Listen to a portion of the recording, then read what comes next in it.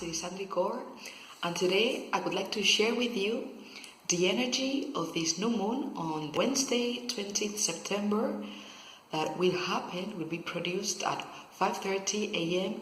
in the universal time frame. You may remember that new moons are the moment to set our intentions for our self-development during this emotional cycle that the moon cycle represents.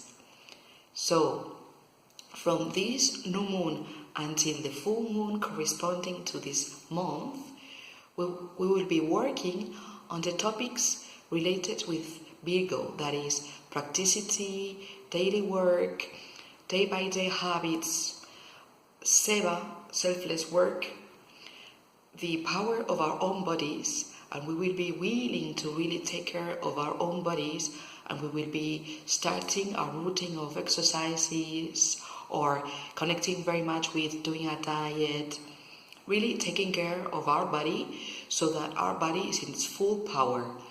And also a very important topic is inhabiting our own body so that we can radiate and emanate this presence, and most important, that we can live with this presence, being here and now, mindfulness.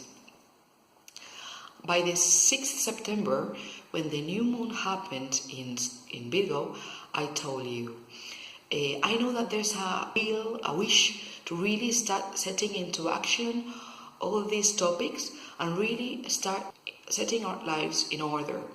But I told you, don't start now, because that was a full moon, and full moons are moments of completion, of observing and finishing, and really realizing what is ending and what you have to let go and what will be coming. But now, on the 20th September, all these topics and all this what you've been observing for these last 2 weeks, it's really the moment to go for it, to commit and start working on it. And in the moment, we have a stellium, we have all the action planets already in Virgo, so that you have the energy, the intention, and all what you need, the desire, to go for it. I'm going to propose you to work on this new moon, Goddess Mary. It's Virgin Mary, number 6. It's the arc of light that, you know, women, we have 2. One from ear to ear is the arc of all saints, and from one nipple to another. This arc in here works like the feelers of a snail. It allows us to feel beforehand what is coming. It makes us intuitive. The only thing is that when this arc is not clean because of the imprints of our sexual mates in the last 7 years, we may be feeling and receiving things that are not for us. For example, you may feel very anxious or fearful, and perhaps it's not related with something that is really about you, but about one of your partners.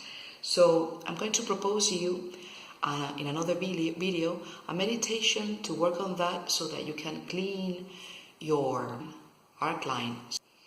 So Mary, number 6, is the warrior of grace.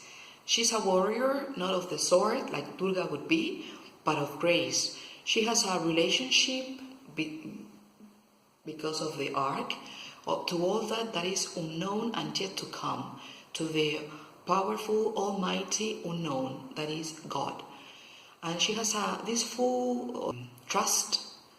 This faith is the word. Trust relates with number 4.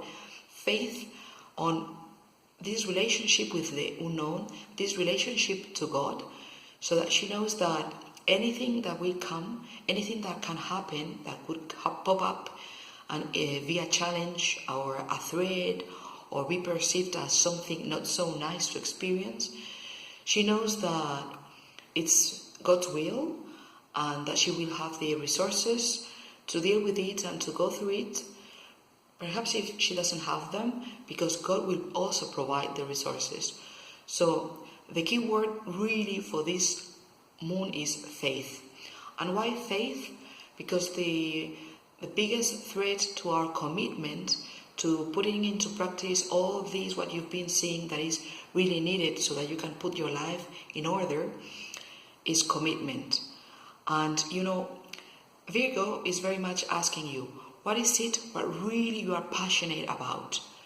When the moon in August was in Leo, we were asking ourselves, what makes me shine? What I can do so good that I really show my light to the world? But now Virgo is really asking you, what is it that really sets you on fire? And you may remember, if you've been paying attention to my videos, when we were working on 1 + 10 = 11, and still this is applying because we are working the eclipse energy until the February 2018, we said, when you are on fire, that's the only way that you can become the light. Number 11, Goddess Nam. And that's the point, because being on fire is not really comfortable. You really have to leave behind your comfort zone. You may have to detach from a lot of habits, people, situations that somehow are home for you, but that they are not anymore aligned with this commitment that you are taking or that you're making. And so it's kind of scary, and because fear is really fight with faith, it's the counterpoint. Because the only way to deal with fear is vibrating in faith. As much fear as we feel, I'm proposing Goddess Mary to work and go for it. So remember that the virtues that Mary is providing for you are these. Being the warrior of grace, this is relating with the unknown and sticking to your values. Mary particularly is very much in the values of truth and justice. And I invite you to do this work, deepen into what are your values. What would you die for so that you would die for? So that there's no fear in your commitment. Also, Mary, it's very much on the art of speaking. And you may remember, if you are a Christian or you were born in this tradition, that Mary is not really giving long speeches or being very eloquent and convincing the crowd. The art of speaking of Mary is really speaking the right words in the right moment, so that her words feel like a beautiful poem for that particular moment. So I'm developing all that in my book, and I don't want to get longer there. This is my book, the cycle of the goddess that you are, and there you have all these developed and explained so that you can understand what I'm talking about. And if you're not very familiar with Mary, with Goddess Mary, I know that officially she's not a goddess, but I made her into a goddess so that it fits,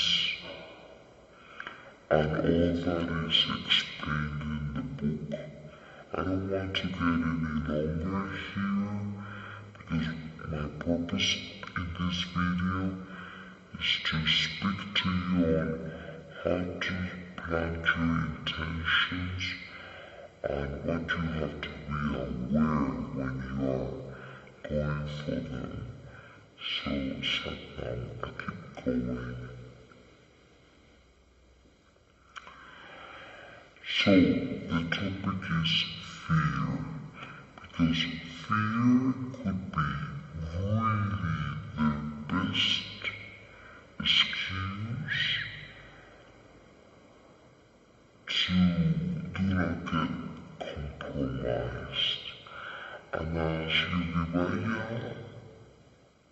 taught us, there are 7 steps of happiness, and those 7 steps are starting with commitment.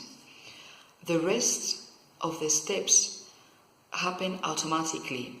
This is like an escalator. You just have to do the effort to do the first step and commit. And this automatically gets you on the escalator that leads to your happiness. So those steps these are Yogi Bhajan's teachings. Commitment leads to character. Commitment is when you say, okay, these are my values, this is my mission, this is what I stand for, this is what I would die for, and I'm going to live for it. And when you commit for those things or with those things, this leads to character. You know that you won't sell yourself in these points where you have established your commitment, and so everybody knows where you are. This gives you dignity, because when people know where you are and that you're not going to sell yourself, you have a dignity. And this leads to divinity, because when people know that you're not going to sell yourself or sell any of these values, your mission, your vision, then you have this divinity and people start trusting you straight away, because they know that you're not going to betray them. They know that what you say is exactly what you're going to do, and that there is no hidden agenda of yours that is going to interfere in between and make you do another thing or change your mind in 2 days. So with this divinity, you get grace. Mary is the warrior of grace. You are fighting for this grace. When you're sticking to your values, you get to have this grace, because in that moment, as you are relating with God, with this unknown, with this almighty unknown, you know that the moment may feel very challenging, very difficult, but you are sticking to your values, and you know that anything that comes, it's according to God's will. It's according to this divine plan that once you are aligned in your commitment, is taking you to the right point. And the moment may feel very, very challenging, but you are able to stay there with grace and take this grace with grace. And this leads to the power to sacrifice. When you know that the provider, the one that is giving you the time, your life, your lifetime, and the one that is giving you the energy, your resources, your wealth, is not your effort, is not your father, is not your husband, is not anyone else but God, then you understand that you are not owning any of these goods, but that you are the administrator, and that you are meant to administrate your time, your energy, your knowledge, your talents, all what you are and what you have, in order to serve this first commitment that you took. This vision, mission, values, yourself, your true being, what was your commitment. And so once you're there and you know that you can give, you can sacrifice, you can give, because whatever you're giving, God was giving you beforehand, and if necessary, He will give you more, then you have this power to sacrifice that leads you to happiness. And in this sense, we understand happiness not like a exalted way of living, like, I'm all the time in a high. No. Happiness is really having meaning, really understanding that what we are in is where we were meant to be in involved, no? So Satnam. There are 3 more aspects about this moon that I would like to share with you. On the one hand, is the point that we have the moon and the sun together, and this is going to feel for you that you are independent, that is dependent from your inside. This is very important because you won't be asking anybody else for their opinion or their validation.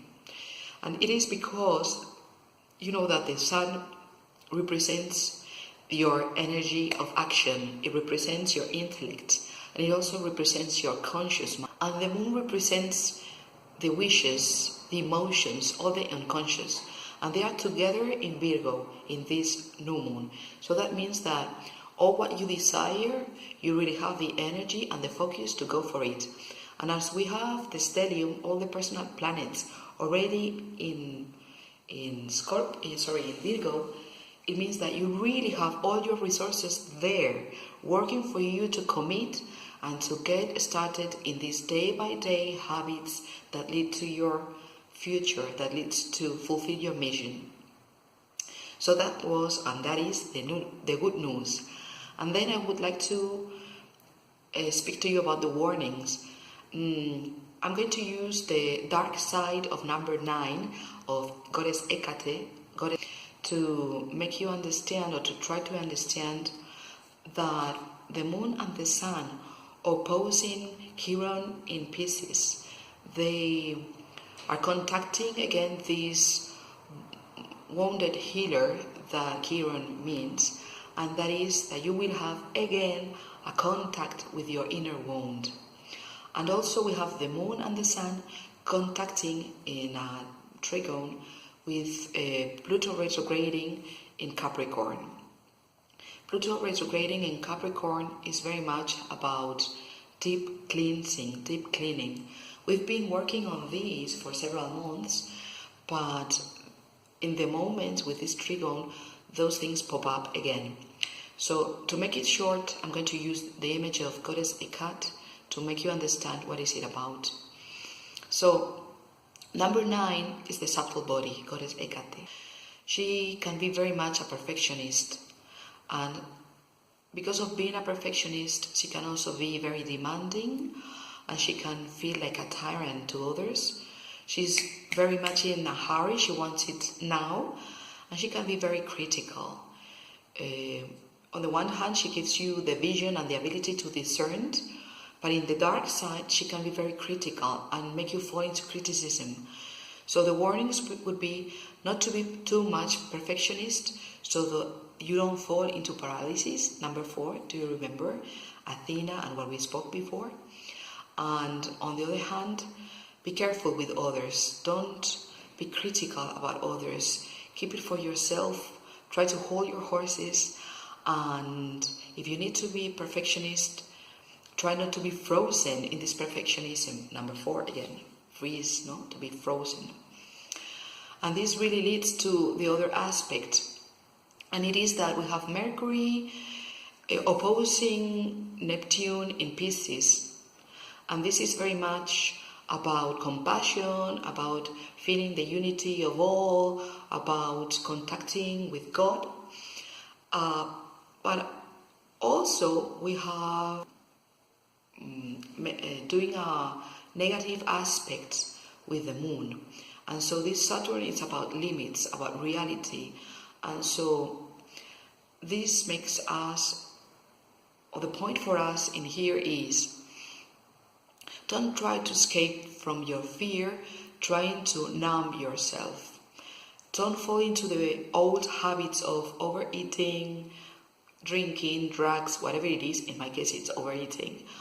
When you feel like overwhelmed by something, or when you are seeing what the commitment is about and you really want to escape from it, so the easy way is numbing yourself, trying to go back like I don't see it, and so as I don't see it, I don't have to do anything.